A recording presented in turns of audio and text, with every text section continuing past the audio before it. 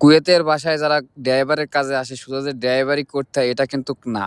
আরো কাজ করতে হয়। কি কাজ করতে হয় অবশ্যই আমার সাথে থাকবেন তাহলে জানতে পারবেন এবং বুঝতে পারবেন যে কি কাজ করতে হয় এবং কি অভিজ্ঞতা আপনাদের থাকা লাগবে। কারণ এখানে আপনাকে নিয়ে এসেছে শুধু যে লাইসেন্স দিবে এবং গাড়ি চালাতে হবে এমনটা বিষয় না। বিষয় অনেক কিছু আছে যেটা আসলে আপনাদের জানা উচিত।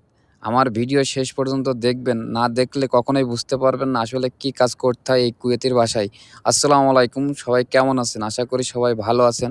আমি আপনাদের দোয়ায় অনেক, অনেক ভালো আছি। সালামটা একটু আগেই হয়ে গেছে, কিছু মনে করেন না। তবে ভিডিওটা শেষ পর্যন্ত দেখবেন।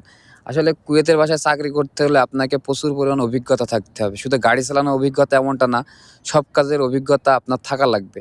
না হলে আপনি কখনোই টিকতে পারবেন না, যেটা চরম সত্য কথা। ওরা যখন যেই সেই কাজের কথা বলতে পারে আপনাকে এবং সেটা আপনাকে মেনে নিতে হবে। এ হচ্ছে মূল কথা। তবে ভিডিওটার সাথেই থাকুন। আমি এখন যাচ্ছি আসলে পানির ফিল্টার কিনতে মার্কেটে। কারণ মালিক ফোন দিয়েছে যে ওর বাসায় পানির ফিল্টার চেঞ্জ করতে হবে। ও কোনো মিস্ত্রি নিয়ে আসবে না এবং চেঞ্জ করাটাও কোনো বড় বিষয় না। যারা চেঞ্জ করে, যারা জানে বিষয়টা একদম স্বাভাবিক। ২ মিনিটের ভিতরে চেঞ্জ করা সম্ভব সবকিছু। ঠিক আছে? তবে সাথে থাকুন এবং এখানে কি পানির ফিল্টার ব্যবহার করে কুয়েতে সেটা অবশ্যই দেখতে পারবেন। আগে তো যাই মার্কেটে, তারপরে আপনাদের দেখাই যে আসলে পানির ফিল্টারের আগে আমি আরও কত কি কাজ করছি এবং কত রকম ধাপ পারে সে পানির ফিল্টারের সেখানে পৌঁছানো লাগবে। না হলে তো কখনোই তো বুঝতে পারবেন না যে আসলে কতটা করা লাগে। এরা যেটা বলবে সেটাকে আপনাকে মাথা নোয়ায়ে মেনে নিতে হবে। আর না হলে মাথা উঁচু করে জবাব দিলেই আপনি গেছেন গা। তো চলেন যাই আগে মার্কেটের ভিতরে ঘুরে আসি। মার্কেটটা যেহেতু বাড়ির কাছেই, আসতে সময় লাগলো না, তার মাঝেও আপনাদের একটু দেখালাম মোটামুটি কায়দায় যে আসলে মার্কেটটা কেমন। এটা হচ্ছে জামিয়া বলে। ঠিক আছে? আগে ব্যাংকে যে টাকা তুলতে হবে। মালিক বলেছে, "তুই টাকা তুলবি কেনেট দিয়ে, তারপরে যে তুই জিনিস কিনবি।" যেহেতু আমার আরো এক জায়গায় যেতে হবে, সেখানে ক্যাশ লাগবে। এখানে তো কেনেটেই কেনা যায়। কিন্তু ক্যাশ লাগবে অন্য জায়গায়। এজন্য আসলে ক্যাশটা তুলা। এটা হচ্ছে এটিএম বুথ। আসলে বিশ্বাস অর্জন করার জন্য আপনাকে অনেক রকম ধাপ পার করতে হয় এবং তাদের মনের ভিতরে জায়গা করে নিতে হয়। যেমন এখন আমরা পুরানো হয়ে গেছি, একটা বিশ্বাস তৈরি হয়েছে। তাই হয় এটিএম কার্ড দিয়ে দেয় এবং বলে দেয় যে, "তুই টাকা তুলে নিয়ে যা।" কারণ জানে যে টাকা তুলে আমি তো আর হারিয়ে যাচ্ছি না। ভাই ৳১০ তুলে তো আমি আর হারিয়ে যাব না। এটা হচ্ছে পানির ফিল্টার। ঠিক আছে? এই ফিল্টারটা চেঞ্জ করতে হবে। ও আমার ৩ দিন ধরে বলছে যে, "ফিল্টার ২ টা চেঞ্জ করে দে, চেঞ্জ করে দে।"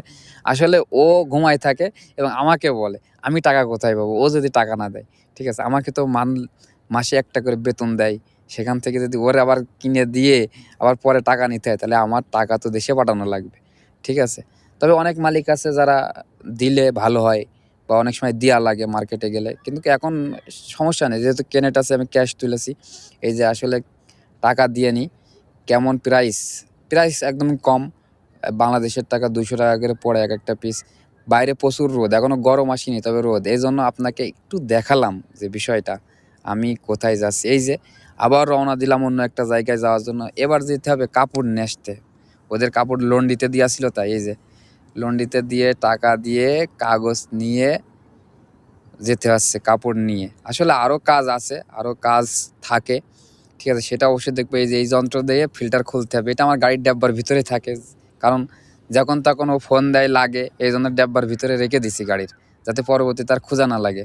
কিন্তু বিপদ হচ্ছে একটা, উপরে যে দেখি এটা হচ্ছে বড় এবং ফিল্টার হচ্ছে ছোট।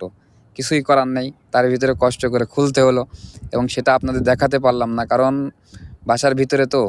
আর এটা হচ্ছে উপরে। এর মেশিনেরও নাকি ফিল্টার লাগে। তাহলে বলেন তো? তো সবাই ভালো থাকবেন, সুস্থ থাকবেন।